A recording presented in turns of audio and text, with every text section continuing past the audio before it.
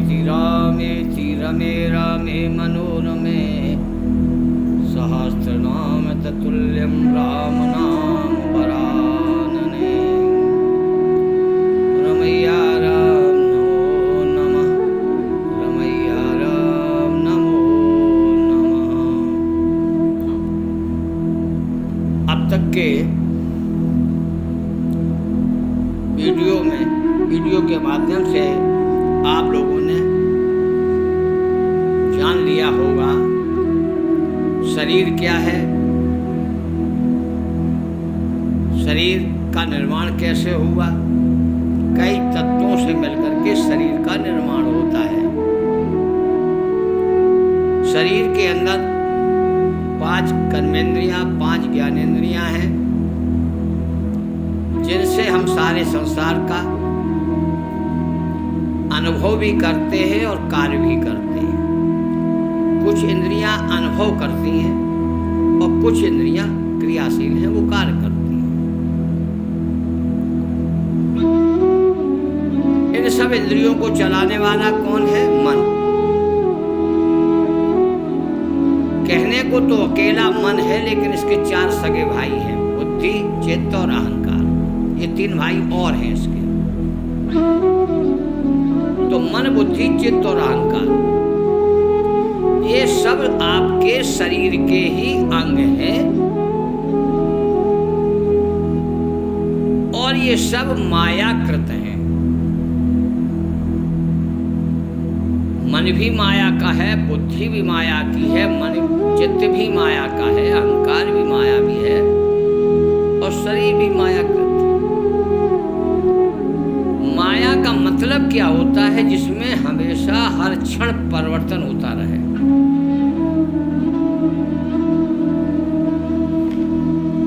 हर क्षण परिवर्तन, चाहे वो जड़ हो या चेतन हो, परिवर्तन होता ही रहता है। परिवर्तन होते होते एक दिन वो नष्ट हो जाती है। जो वस्तु प्रकट हो, पैदा हो और नष्ट हो जाए, वो सब माया के अंतर्गत आते हैं। 3 चीजें जो है वो अमर है, स्थिर है, अविनाशी है, अजर है। परमात्मा अविनाशी है, जीव अविनाशी है और प्रकृति अविनाशी है। जीव और प्रकृति मिलकर के ये संसार की रचना है। इसे जीवात्मा कहो। शरीर में है तो जीवात्मा है। जब ये जीव मन आत्मा की तरफ जाएगा, आत्मा से जुड़ जाएगा, तो ये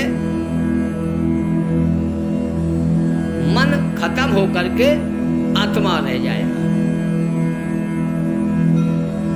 यहाँ से 2 रास्ते बनेंगे, जो हमने आपको कहा है कि आगे जाके आपको चुनना पड़ेंगे कि 2 रास्ते हैं।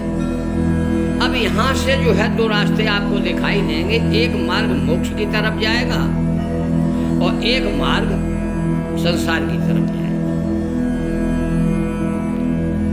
दोनों के मार्ग अलग हैं, दोनों के नियम अलग हैं। यदि आप मोक्ष मार्ग की ओर जाना चाहते हो तो मोक्ष मार्ग में जाने के लिए आपके मन को पलटना होगा, नम होके आत्मा से जुड़ना होगा। उसमें क्या है कि आपको संसार से विरक्त होना पड़ेगा, संसार से अलग होना पड़ेगा।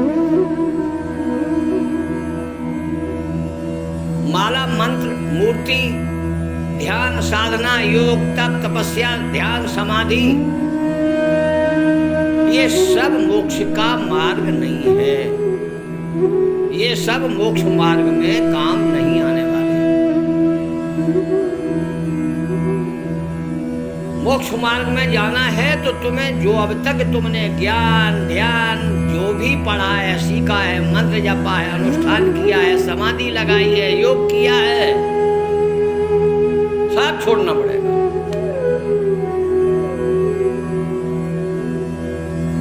तब तुम्हें मोक्ष मार्ग की ओर तुम सम्मुख होगे। जब ये सब छूट जाए तो जानना अब हम पलट गए, हम नम हो गए।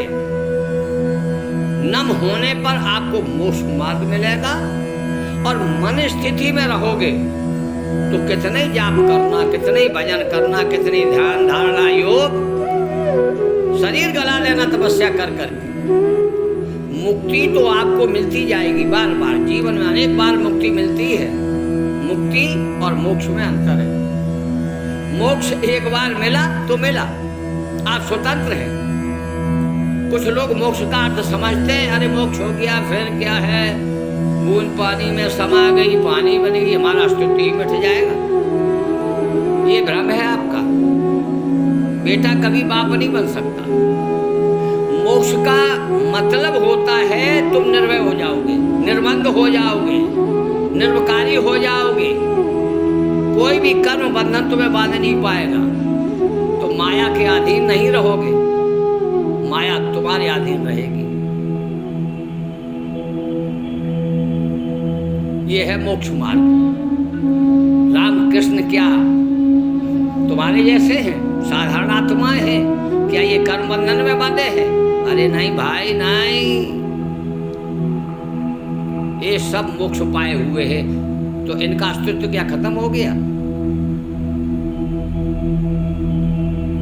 ये स्वतंत्र हैं, अपनी इच्छा से जब जहां जैसे चाहें वैसे बन सकते हैं और तुम्हें बना सकते हैं। ये माया से बंधे हुए नहीं, ये निर्बंध है।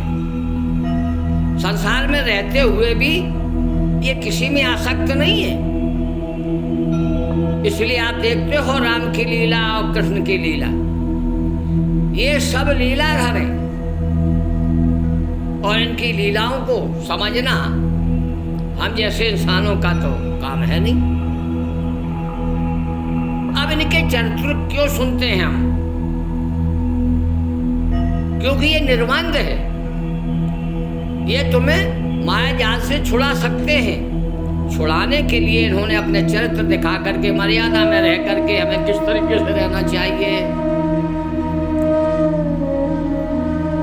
24 अवतार हुए, हर अवतारों में आकर के कब अवतार लेते हैं? जब इंसान अपनी इंसानियत भूल जाता है। तो इंसान को सुधारने के लिए जब इंसान ही गायों की हत्या करता है, जीवों को खा जाता है, जब वृत्ति तुम्हारी जो है ना दुष्ट बन जाती है तो दुष्टात्मा हो गए। जब तुम्हारी वृत्ति गलत कार्यों में लग जाए तो उसको कहते हैं दुष्टात्मा, दुष्ट प्राणी है। बाकी का अपना जीवन व्यतीत कर रहे हो तो जीवात्मा है। यदि अपने जीवन में आपने कोई महान काम कर लिया तो महात्मा है। याद ऊपर निर्णय करना, ये सब संसार के लिए है। साधु है, महात्मा है, योगी है, तपस्वी है, ऋषि है, मुनि है, सब संसार के लिए। जब ये सब गड़बड़ करते हैं तो फिर इस संसार को चलाने वाले जो ब्रह्मा विष्णु महेश हैं, ये अपना अवतार लेते हैं। अवतार लेकर के हम सब जीवों की मदद भी करते हैं, दुष्ट वृत्तियों वालों का संहार भी करते हैं।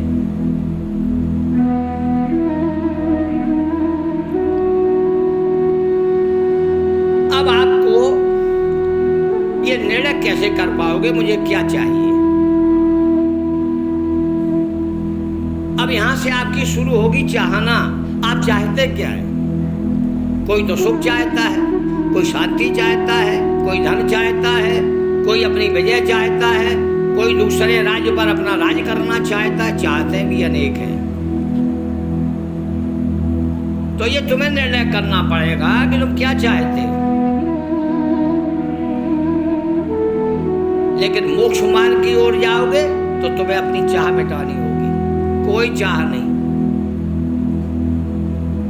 कोई चाह नहीं। जब तक तुम्हारे अंदर चाहत है तब तक आप बंधन में ही रहोगे। कितने ही बड़े तपस्वी हों, अगर उनके अंदर भी कोई चाह है, कोई इच्छा है,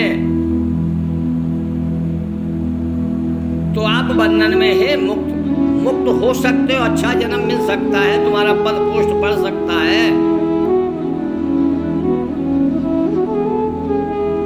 लेकिन मोक्ष की बात मत करना। अब आपको हम दो मार्गों पर लेके चलेंगे, एक मार्ग में मुक्ति, एक मार्ग में मोक्ष। भूख लगती है, भोजन मिल गया, भूख हमारी मिट गई, भूख से मुक्ति मिल गई। कितनी देर के लिए? 4-5 घंटे के लिए, 6 घंटे के लिए, 10 घंटे के लिए, लेकिन भूख फिर लगे।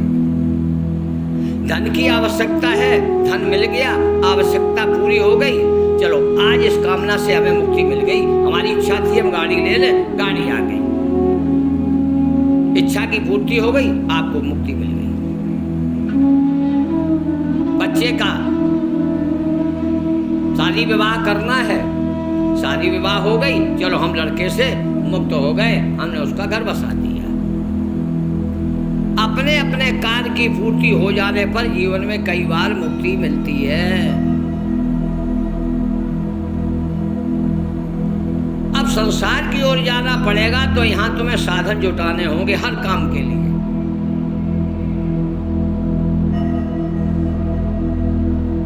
इसके लिए तुम्हें कार्य करना पड़ेगा, क्योंकि कर्म प्रधान विश्व रचना का ध्यान रखना। यदि आप उस मुक्ति चाहते हो और संसार में भी रहना चाहते हो, तो फिर मोक्ष की बात करना बंद कर देना। फिर तो जो है आप इसी में रहना, लेकिन इसमें भी तुम्हें क्या करना पड़ेगा? मन शुद्ध करना पड़ेगा। मन शुद्ध कब होगा? मंत्र से। 9 भक्ति है, रामायण में 9 भक्ति है, लेकिन भक्ति आपकी कहाँ से शुरू होगी? डायरेक्ट माला पकड़ लो, नहीं सफल होगे। डायरेक्ट सत्संग में जाकर के सत्संग सुनने लगो, नहीं सफल होगे। पहली क्लास में एडमिशन लेना पड़ेगा आपको। प्रथम भगति संतन कर संगा, दूसर रति मम कथा प्रसंगा। अब कथा का प्रसंग और संतों का मिलना और संतों के प्रति तुम्हारे हृदय में प्रेम प्रकट होना, ये तब होगा जब तुम मन और बुद्धि से पवित्र होगे।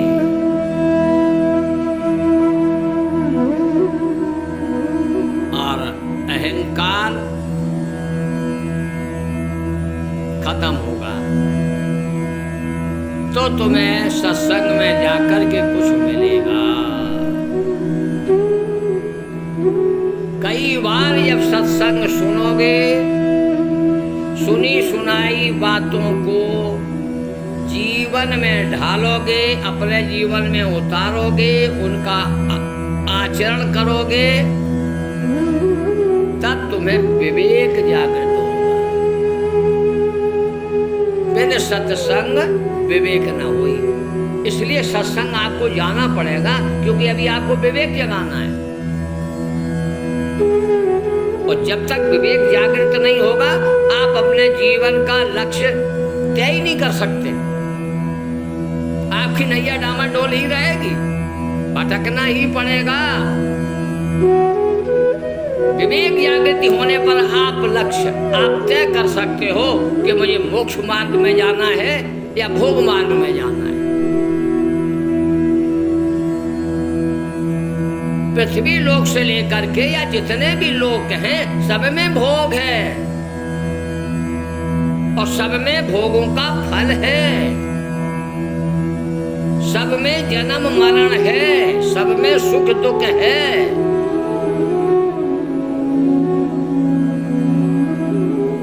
इसलिए इस मार्ग में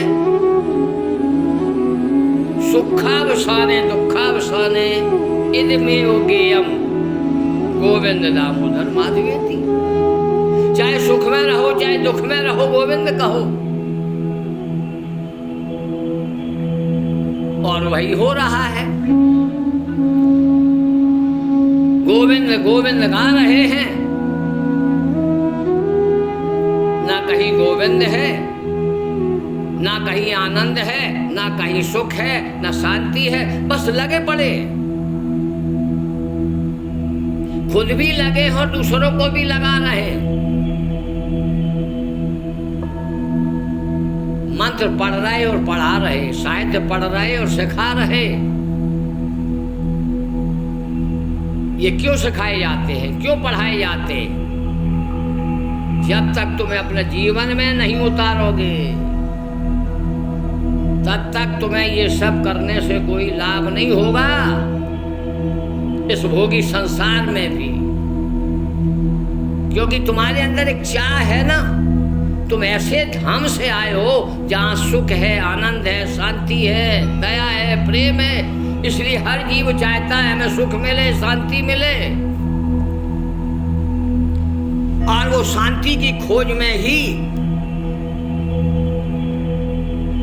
मंदिरों में जाता है, हमारा दुख दूर हो जाए, तीर्थों में जाता है, हमें शांति मिल जाए, हमारा ये मनोरथ पूर्ण हो जाए, हमारी ये कामना सिद्ध हो जाए, उपायों में लगा है। देवताओं से भीख मांग रहा है। अरे कब तक भिखारी बने रहोगे? देवता भी तुम्हें कुछ नहीं दे पाएंगे, क्योंकि तुमने कर्म क्या किया है। देवता लिस्ट देखते हैं कि मांग तो रहा है, बेलपत्री चढ़ा रहा है, जल चढ़ा रहा है, तू मांग तो रहा है, लेकिन तेरे कर्म कैसे हैं? क्या तू अधिकारी है इस सुख को पाने का? दूसरे को दुख दिया है, तुझे मैं कैसे सुख दे दूं? भैया तुम्हारी ड्यूटी है, सुख चाहते हो तो दूसरों को सुखी करो, आनंद चाहते हो तो दूसरे को आनंद दो। लोग बड़े मतलबी होते हैं, दुख तो रोते हैं और सुख को छुपा जाते हैं। पुण्य का तो बखान करेंगे और पाप को छुपा जाते हैं। ये चतुराई देवताओं के सामने नहीं चलेगी, क्योंकि तुम्हारी अभी पहुंच मात्र देवताओं तक ही हो सकती है, वो भी बहुत कुछ करने के बाद। देवताओं तक पहुंचने के लिए भी कई नियम तुम्हें फॉलो करना पड़ेंगे। डायरेक्ट परमिशन नहीं है कि चले गए शंकर जी पे जल चढ़ा दिया। नंदी बाबा बैठे हैं ना, पूछते हैं इधर आ, तेरे अंदर कितने लक्षण है? नंदी बाबा ने तुम्हें चेक किया, उनकी मर्जी होगी तो अंदर जाओगे, नहीं मर्जी होगी तो नहीं जाओगे, खाली जाओगे और खाली आओगे। इसलिए पहले नंदी बाबा के पूछो हमें कौन से नियम चाहिए। वो धर्म के प्रतीक हैं, तुम्हें धर्मात्मा बन करके मंदिर में प्रवेश करना होगा। अगर तुम धर्मात्मा नहीं हो, तुम्हारे विचार गलत है, कलुषित विचार है, कुंठित विचारों वाले हो, पेड़ बेलपत्री का चढ़ा देना सफलता मिलने वाली नहीं। उपाय तभी काम आएगा जब तुम अपने स्वयं के प्रति उपाय कर लो। सीधी बात है, खरी बात है, सत्य बोलता हूं, इसमें किसी का विरोध नहीं है। शास्त्र ये कहते हैं कि जिस देश में, जिस वेश में, जिस भेष में रहो, राधा रमण राधा रमण राधा रमण कहो। इसका मतलब जानते हो? वो वेशभूषा देश जाति पंथ नहीं पूछता, वो ये देखता है तेरा मन कहाँ रमण कर रहा है। सत्य की चर्चा करते हैं हम, सत्य की चर्चा करते हैं, पर असत में मन रमण होता है। हम सत्य की तो चर्चा करते हैं और हमारा मन असत्य में रमण कर रहा है। हमारे विचार कलुषित हैं, हम शरीर से पवित्र हैं, मन से काले हैं। भैया भगवान कृष्ण तन से काले थे लेकिन मन से उज्जवल थे। वो यही सिखाते हैं कि मेरे पास आना तो मैं तन मन नहीं देखता हूं, मेरा ही शरीर काला है,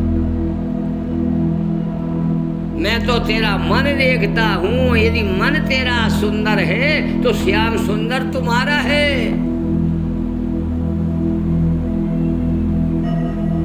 इसलिए भैया मन बुद्धि चित्त इन्हें शुद्ध करो, और ये शुद्ध कब होंगे? इन्हें शुद्ध करने का प्रयास करो।